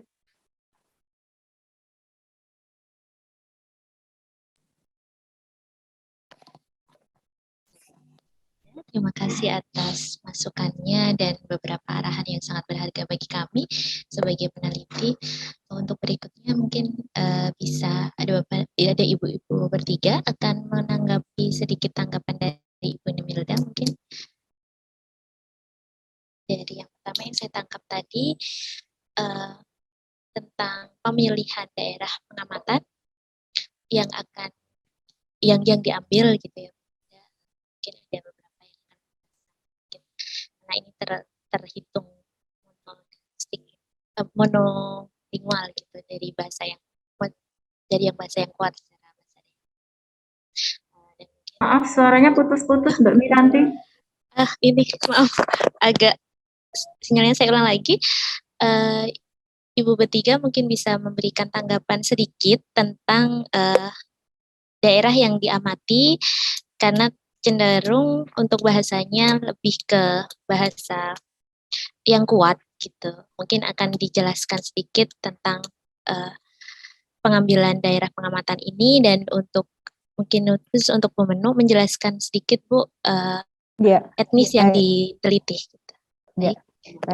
Boleh saya mungkin menanggapi untuk Silakan, yang daerah Cirebon. Terima kasih Bu Imelda, masukan yang sangat berarti buat kami dan sangat berharga. Apa yang Ibu sampaikan akan menambah wawasan bagi kami untuk memperbaiki hasil penelitian kami. Ibu Imelda, memang di Cirebon itu seperti saya sampaikan tadi, bahwa kelompok yang kami teliti itu memang kelompok Sunda yang berlatar belakang bahasa Sunda, yang orang tua dan hasil perkawinan dari bapak dan ibu orang Sunda. Karena di daerah Cirebon bukan hanya etnis Sunda saja, tetapi Jawa pun ada di sana. Dan di dalam bahasanya terlihat ada juga yang ada berbeda antara bahasa Sunda dan Jawa. Nah, kami mengambil bahasa dari penutur yang orang tuanya asli menggunakan bahasa perkawinan antara suku Sunda dan Sunda. Nah, itulah yang kami ambil, kami pilih untuk jadikan responden kami. Karena apa? Memang kami ingin melihat apakah bahasa Sunda itu masih dipakai di tengah-tengah keberagaman bahasa di sana, antara bahasa yang memang di Jawa tidak menggunakan bahasa itu, di Sunda pun tidak, tapi di Cirebon itu ada beberapa kata yang memang tidak digunakan dalam bahasa Jawa dan bahasa Sunda. Itulah yang menjadi pertimbangan kami untuk mengambil responden yang betul-betul orang tuanya memang hasil perkawinan dari orang yang berbahasa Sunda. Mungkin itu yang dari jawaban kami dari kelompok bahasa Sunda. Terima kasih. Untuk Solo, Bu, ya. Kan Ibu Ririn mungkin memberikan tanggapan. Ya, untuk Solo, mengapa pemilihan di daerah Solo itu yang merupakan basis bahasa yang kuat, bahasa daerahnya? Karena kita ketahui adalah di Solo itu adalah menurut info yang saya baca itu, Solo adalah pusat bisnis, pusat kebudayaan, pusat sejarah, ada keraton di sana. Terus ada untuk rekreasi juga banyak. Terus mobilitas tinggi. Selain itu, kota Solo itu dikelilingi oleh kota-kota yang berbahasa daerah Jawa, seperti Boyolali, Karanganyar, yang bahasanya juga kuat. Jadi dugaan kami ini bahasa yang di sana memang bahasa Jawa, tapi karena mobilitas yang tinggi, mungkin juga dipengaruhi oleh bahasa-bahasa lain, banyak pendatang, begitu Bu. Karena di sana juga ada banyak perguruan tinggi, jadi baik perguruan tinggi swasta atau negeri.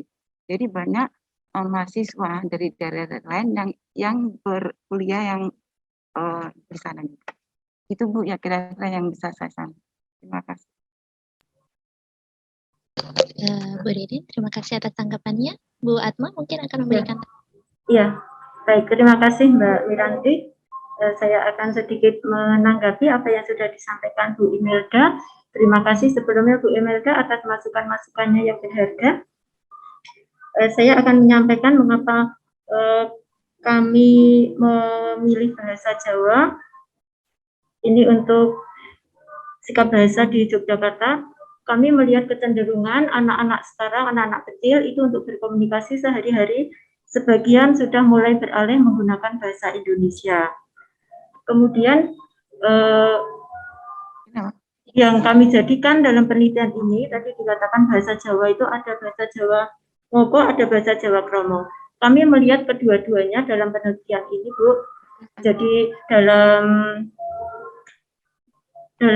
instrumen itu kami juga meminta responden untuk membuat kalimat dalam bahasa Jawa baik Kromo maupun Ngoko gitu. Kemudian mengapa 50 responden ini barangkali terkait juga dengan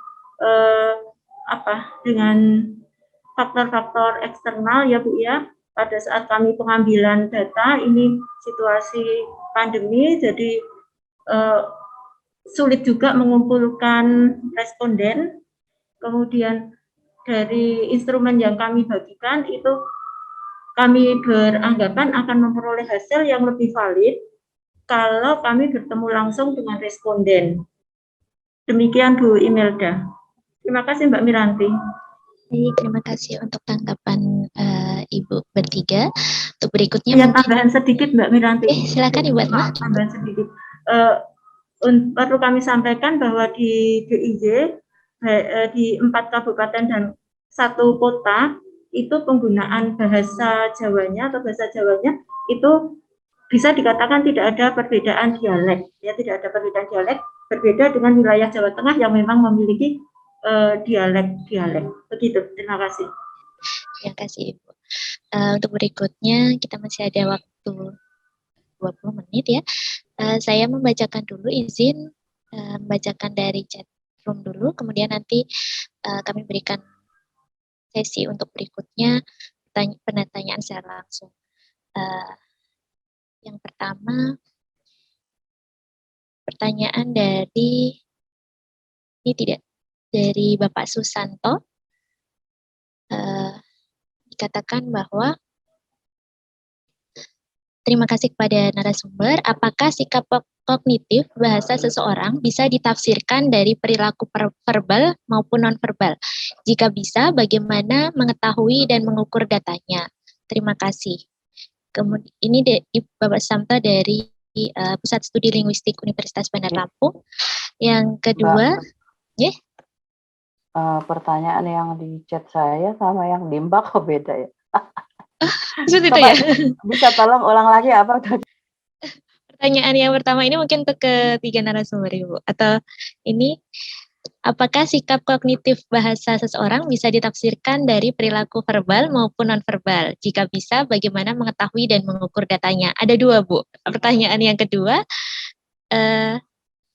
untuk Ibu Melda juga, apa saja yang menjadi prioritas dalam implementasi kebijakan bahasa Indonesia? Itu, Bu.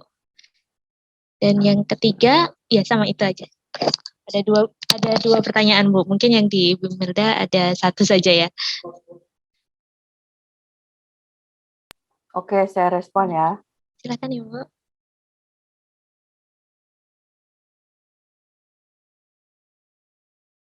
Baik,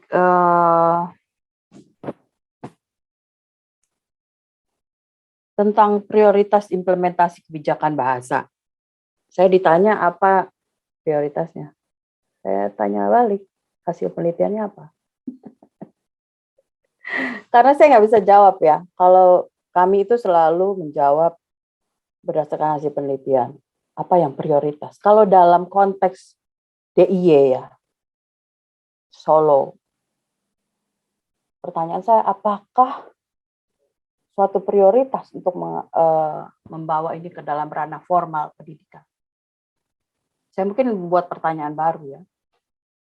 Karena lingkungan sudah cukup mendukung, mungkin ada yang bergeser sedikit. Nah, itu bukan persoalan menurut saya. Kenapa? Sebagai masyarakat multilingual, selalu ada pertarungan eksistensi bahasa. Tetapi pemerintah lokal membawa ini ke ranah kebijakan dan formal dan implementasi dalam pendidikan dengan harapan ini akan meninggikan sikap ya, meningkatkan sikap positif terhadap bahasa tersebut. Dalam konteks Solo dan Surakarta nggak ada persoalan, tetapi di Jawa Tengah, ini yang Surakarta Jawa Tengah ya. Jawa Tengah itu kan luas banget ya. Di perbatasan tempat saya meneliti, misalnya di Dayeh Luhur, perbatasan Jawa Barat, yang mayoritas orang Sunda harus belajar bahasa Jawa Kromo. Bayangkan, apakah kebijakan di sana tepat? Apakah implementasi itu tepat? Nah, jadi saya mungkin Pak Susanto, salah satu yang jadi indikator implementasi adalah siapa masyarakat yang ada di lingkungan tersebut. Ketika sudah tahu masyarakat, inilah bukti dari kesenjangan antara pembuat kebijakan dan realitas ya, realitas masyarakat. Ada kebijakan provinsi harus ngajarin bahasa Jawa, faktanya ada orang Sunda. Tetapi karena kebijakan pusat, orang-orang Sunda ini harus belajar bahasa Jawa yang nggak ada di lingkungan dia, yaitu Jogja Solo. Itu yang menurut saya itu tidak memberikan keadilan sosial dan budaya kepada masyarakat setempat. Terus apakah sikap kognitif dapat diperhatikan dari perilaku? Tentu saja, ketika kita berperilaku, ini aspek psikologis ya. Apa saja yang menjadi terejawantah di dalam perilaku kita, tentu akan membicarakan juga tentang pandangan kita tentang hal tersebut, dan juga pertimbangan-pertimbangan kognitif, misalnya ini lebih baik daripada yang lain. Misalnya, kenapa seseorang cenderung dengan bahasa asing Inggris misalnya. Tentu dia punya harapan ekonomis di masa depan. Itu nilai ya, belief. Lalu perilakunya dia berbahasa Inggris dengan mengikuti berbagai kursus supaya bisa gitu. Atau mengakses berbagai macam sumber untuk mempelajari hal itu sudah perilaku ya, dan hal-hal yang kognitifnya ya tentu pertimbangan-pertimbangan kenapa bahasa ini lebih penting daripada yang lain. Tetapi saya juga perlu memberi catatan Mbak Miranti kepada salah satu peneliti yang bicara tentang responden yang langsung mendiskusikan dalam kondisi pandemi ya, harus ketemu langsung. Ini menggambarkan generasi sebenarnya. Ketika kita bicara tentang generasi muda, pertanyaannya apa kita masih muda? Mungkin itu dulu ya. Karena gini, kesadaran-kesadaran tentang eksistensi kita, rentang umur kita, itu akan mempengaruhi tindakan kita dalam penelitian. Jadi, apakah generasi muda membutuhkan pertemuan dengan Anda? Itu kan pertanyaan yang lain. Menurut saya generasi muda, kalau dia generasi Z, apalagi Alpha, Y, tidak membutuhkan. Tapi mungkin generasi X oke aja gitu.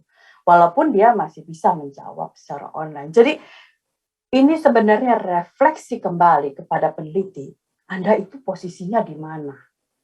Apakah ketika Anda mengambil sebuah putusan ketika kita melakukan penelitian itu sudah tepat dengan responden yang akan kita teliti. Jadi kesadaran eksistensi itu akan membantu kita meneliti mungkin sedikit lebih jelas dibandingkan dengan ketidaksadaran.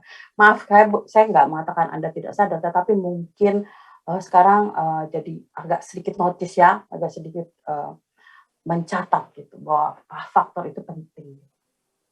Gitu Mbak. Terima kasih atas jawabannya. Untuk berikutnya saya buka termin untuk lagi, masih ada menit lagi. Secara langsung mungkin dan Ibu bisa memberikan tool raise hand untuk bertanya. Persilakan.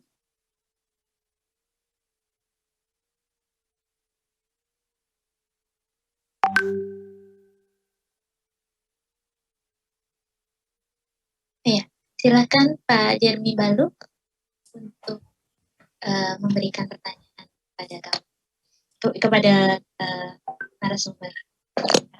Baik, terima kasih. Selamat pagi. Saya Jeremy Baluk dari Kupang, Nusa Tenggara Timur. Terima kasih untuk kesempatan yang diberikan. Saya mengikuti paparan tadi dan juga dari Ibu tadi siapa ya, Ibu yang membahas hasil penelitian tadi. Minta maaf saya lupa nama. Bu Imelda. Ibu Imelda. Terima kasih Bu untuk pencerahannya. Saya bisa belajar dari pembahasan Ibu tadi. Dari pemaparan 3 peneliti tadi ya, sayangnya tadi saya mungkin tidak melihat bentuk pertanyaan dalam kuesioner yang digunakan.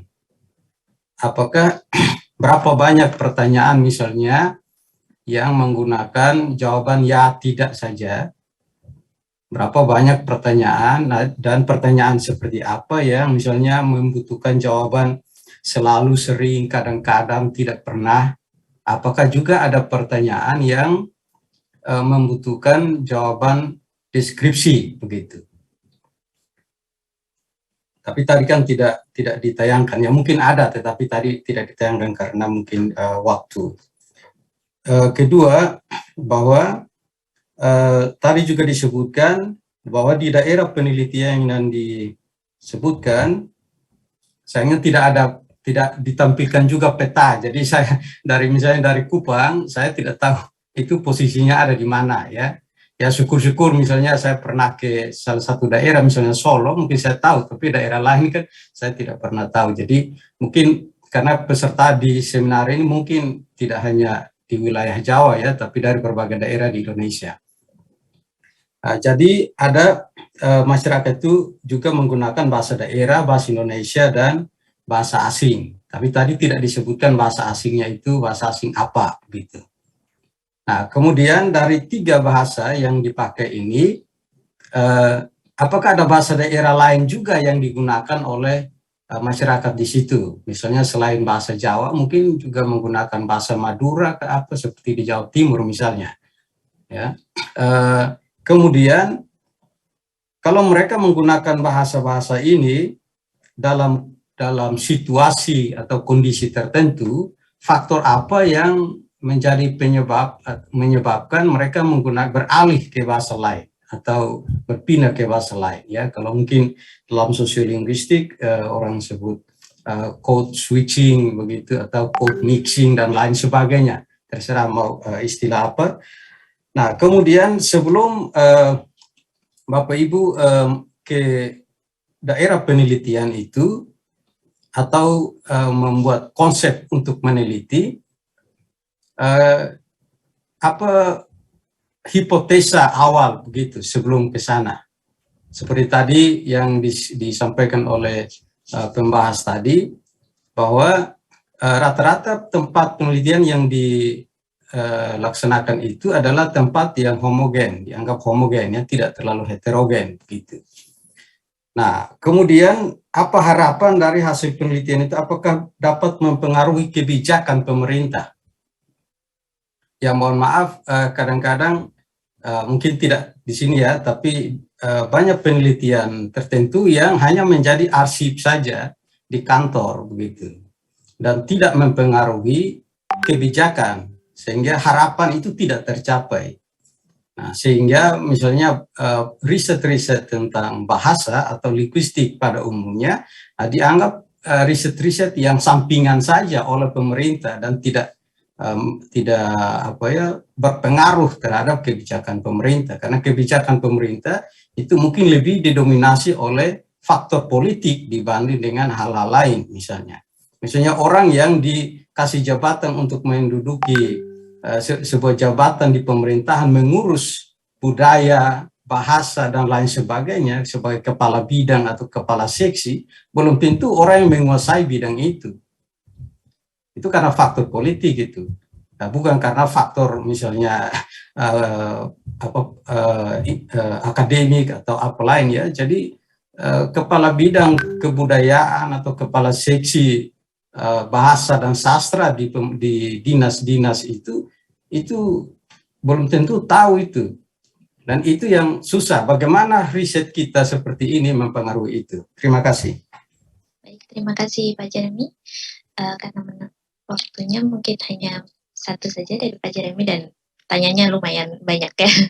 Jadi ini ditujukan kepada ketiga makalah, lebih ke situ. Ada 7 pertanyaan yang disampaikan oleh Pak Jeremy. Yang pertama, mungkin Ibu-Ibu bisa menjelaskan bentuk pertanyaan yang tertutup ada berapa, yang terbuka ada berapa jumlahnya. Kemudian kalau yang kedua, peta DP ini menjadi catatan kami ketika kami akan menjelaskan nantinya, Pak, gitu paparannya. Yang ketiga, bahasa asing apa yang digunakan dalam ketiga daerah pengamatan itu. Yang keempat, apakah ada bahasa daerah lain yang digunakan dalam daerah pengamatan, setiap daerah pengamatannya Ibu-Ibu ambil. Yang kelima, faktor apa yang membuat mereka beralih atau penutur beralih dari satu bahasa ke bahasa yang lainnya itu. Dan kemudian yang keenam, sebelum konsep meneliti itu ada, apakah ada hipotesis sebelum turun ke lapangan yang diajukan oleh para peneliti. Yang terakhir, harapan dari penelitian ini apakah bisa mempengaruhi kebijakan, seberapa besar hasil penelitian ini dapat mempengaruhi kebijakan pemerintah. Mungkin dari Ibu siapa dulu yang akan menjawab? Bu Atma mungkin? Mungkin saya dulu ya. Terima kasih. Saya mungkin akan berbagi menjawab dengan teman-teman. Saya yakin teman-teman akan melengkapi karena memang ini adalah satu penelitian yang dibagi untuk teman-teman kita dari berbagai balai. Yang pertanyaannya adalah apakah ada dilihat dari dua bahasa daerah yang dipakainya seperti itu. Memang pada tahun-tahun yang lalu kami memang mencari responden karena jumlah responden itu lebih dari 50, itu menjawab Ibu Imelda. Beberapa waktu yang lalu kita menggunakan responden 120 Ibu, tetapi tadi sudah disebutkan bahwa ada faktor eksternal di luar ini sehingga kami sekarang menentukan 50 responden. Sebetulnya memang itu sangat-sangat tidak mendukung, tetapi karena memang pertimbangan satu dan lain hal secara eksternal sehingga kami hanya dapat memakai 50 responden. Nah, ketika dulu kita menggunakan 120 responden, kami membagi juga responden, memilih responden yang memiliki lebih dari satu bahasa daerah. Karena mungkin di tempat yang heterogen, jumlah penutur bahasanya, katakan kota besar, katakan di Surabaya, pasti banyak sekali penutur bahasa selain bahasa Jawa, ada bahasa Madura, katakan seperti itu. Mungkin orang yang pendatang dari Sulawesi yang berdatang ke Surabaya, ya bahasa Bugis ada. Nah, itu pun kami pakai. Tetapi karena sekarang kita itu terbatas dari jumlah responden, kita tidak bisa mengambil responden lebih dari itu. Sehingga ketika waktu kita memiliki itu, kita melihat dari perkawinan campur, orang tuanya juga bisa menentukan. Sehingga si anak generasi muda itu bisa memiliki dua bahasa, baik bahasa dari orang tua, ayah atau ibunya. Itu dapat kita pilah, kita bisa mencari responden itu. Nah, untuk kali ini memang kami terbatas sekali. Nah, berikutnya demikian juga bahasa asing. Bahasa asing itu bukan hanya bahasa Inggris. Kami mempunyai di dalam kuesioner itu kita tunjukkan juga bahasa lain yang dikuasai, katakan bahasa Arab, bahasa Belanda, katakan seperti itu, masuk di dalamnya menjadi pilihan dari respondennya, sehingga kami bisa menghitung dan melihat seberapa penguasaan bahasa asing yang bisa kita bagi menjadi bahasa selain bahasa Inggris. Untuk kali ini hanya memang bahasa Inggris, seperti itu. Mungkin itu yang dapat saya sampaikan. Teman yang lain mungkin bisa menambahkan untuk menjawab pertanyaan yang lainnya. Terima kasih. Terima kasih kembali Bu Meno. Kami persilakan Bu Fatma. Baik, terima kasih Mbak Miranti. Saya mencoba menjawab beberapa pertanyaan dari Pak Jeremy ya. Nanti Bu Wati atau Mbak Kusnul bisa melengkapi. Tadi Pak Jeremy mengatakan perlu menampilkan peta. Tadi pada awal sudah saya tampilkan peta, barangkali Pak Jeremy belum masuk ke Zoom ini. Ya. Kemudian untuk instrumen itu sengaja tadi kami tidak menampilkan karena keterbatasan slide ya yang kami dibatasi juga oleh panitia. Jumlah keseluruhan itu ada 84 instrumen. Perlu berbagi layar tidak ya ini? Atau waktunya? Ibu, ya. Boleh? Boleh Bu, tapi waktunya tinggal 5 menit lagi. Ya, tidak usah ya berarti ya? Ya. Jumlah keseluruhannya ada, itu Pak Jeremy 84 butir pertanyaan dari kami itu yang mencakup berbagai ranah. Secara singkat itu, kemudian bahasa yang kami temukan di lokasi penelitian yang digunakan itu ada bahasa Indonesia, bahasa daerah, ada sedikit bahasa Inggris, kemudian ada juga responden yang menguasai bahasa Arab. Hipotesis kami pada awalnya itu kami agak sedikit meragukan apakah generasi muda itu masih bersikap positif terhadap bahasa daerahnya, begitu. Karena mengingat anak-anak kecil sebagian itu sudah menggunakan bahasa Indonesia sebagai alat komunikasi sehari-hari, sebagai bahasa ibu mereka, gitu. Tetapi ternyata hipotesis itu tidak sepenuhnya benar ketika kami di lapangan. Ternyata mereka masih bersikap positif terhadap bahasa Indonesia, terhadap bahasa Jawa, ya, terhadap bahasa Jawa, baik bahasa Jawa Moko maupun bahasa Jawa Kromo. Kemudian faktor-faktor yang menyebabkan penutur bahasa itu bergeser itu faktor-faktor lingkungan itu sangat berpengaruh ya. Kemudian faktor berkembang dengan cepatnya IT itu juga mempengaruhi. Begitu, mungkin Bu Wati atau Mbak Kusnul akan menambahkan.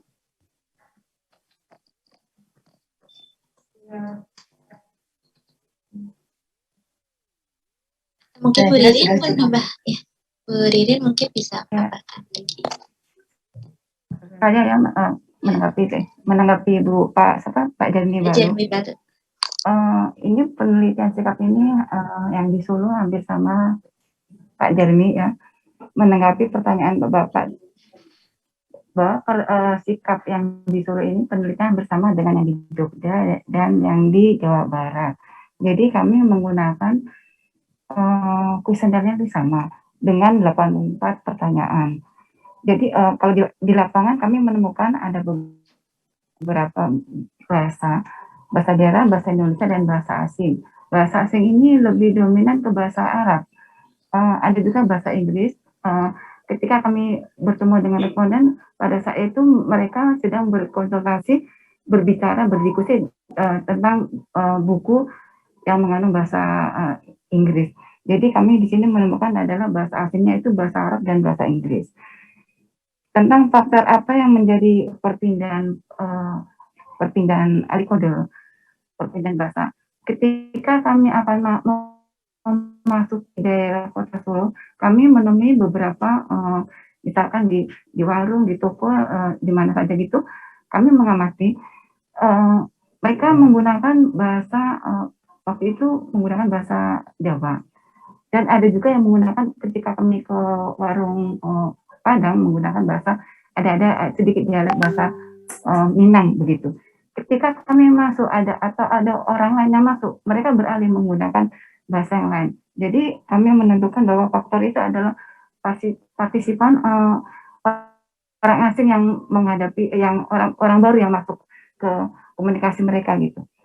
Kemudian hipotesis awalnya itu adalah apakah anak-anak muda di Solo itu masih menggunakan bahasa daerah, karena mengingat itu mobilitas yang tinggi, terus kota Solo adalah kota berbisnis, kota bisnis, kota sejarah, kota budaya. Jadi banyak mobilitas dan multilingual gitu Pak. Menurut penelitian memang bahasa daerah Jawa itu adalah bergeser penggunaannya. Dengan keadaan seperti itu, hipotesis itu, maka kami ingin mengidentifikasi apakah benar penggunaan bahasa daerah oleh anak-anak muda itu sudah tidak digunakan lagi gitu. Ternyata setelah kami amati, setelah kami ini masih digunakan dan hasilnya positif untuk di ranah keluarga. Demikian Bapak mungkin yang bisa saya sampaikan, Bu Miranti. Terima kasih. Assalamualaikum warahmatullahi wabarakatuh. Bu Miranti bisa untuk menambahkan. Maaf, waktunya 2 menit saja ya Ibu, karena waktunya sudah habis. Ibu satu lagi, maaf sekali. Ya. Tadi Bapak mengatakan, Pak Jeremy mengatakan tentang peta. Peta itu memang sengaja tidak kami tampilkan di PowerPoint, tapi ketika di laporan kami tampilkan itu Bu. Karena ini mengatakan batas template yang ditentukan, jadi bingung untuk. Ya, karena terbatas waktu ya Bu. Iya. Yang di laporan sudah ada itu tentang peta DP-nya. Mbak Miranti, saya boleh. Baik, silakan Ibu Imelda. Gini, ada 3 hal yang mungkin harus diperhatikan ya menurut saya. Data makro. Kita dari tadi selalu bicara data mikro gitu. Sebenarnya untuk membaca fenomena bahasa kita membutuhkan data makro. Nah, untuk itu saya menekankan juga supaya data-data makro ini juga diambil gitu. Terus data observasi makro dan wawancara. Tadi penuturan dari Mbak siapa ya? Yang ketika dia mengamati, itu sebenarnya fakta yang dilihat, yang nggak akan ada ketika kamu bertanya dengan kuesioner. Nah, itu penting menurut saya, observasi dan wawancara. Terakhir, anak muda. Kenapa anak muda yang anak-anak kelihatannya bahasa Indonesia, balik lagi ke bahasa daerahnya. Ini faktor lingkungan tentu saja. Yang terjadi dengan anak-anak muda yang keluar dari hasil penelitian saya di Gamkonora, mereka ini terusir dari tanah airnya karena konflik berdarah ya waktu itu. Tapi kemudian kembali lagi dengan bahasa Melayu, tetapi terakhir dia bisa bahasa lagi Gamkonora. Kenapa itu revitalize gitu kan? karena memang lingkungan dia mendukung. Jadi persoalan-persoalan makro itu tadi saya bilang lingkungan, terus bagaimana komunikasi antar keluarga, bagaimana dia harus meneruskan tradisi dan kebudayaan, itu faktor yang penting yang tidak akan tertangkap hanya dengan kuesioner. Terima kasih Mbak. Baik Bapak dan Ibu, terima kasih atas diskusi pagi ini yang mungkin sangat seru dan bisa kita lanjutkan pada diskusi-diskusi selanjutnya.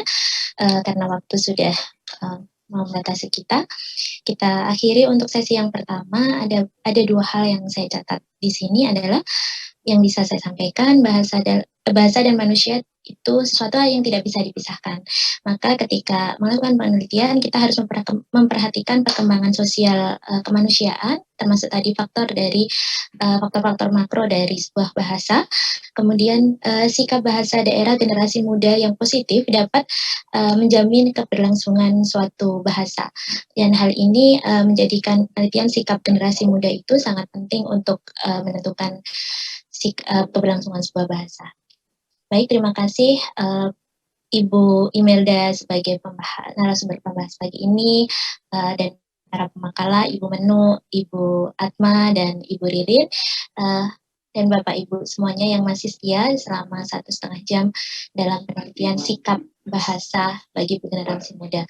Untuk sesi berikutnya kita akan mengikuti sesi tentang temanya pemertahanan bahasa daerah yang akan dipandu oleh Ibu Retno Handayani. Dari saya cukupkan sekian. Wassalamualaikum warahmatullahi wabarakatuh. Ibu Retno, kami persilahkan.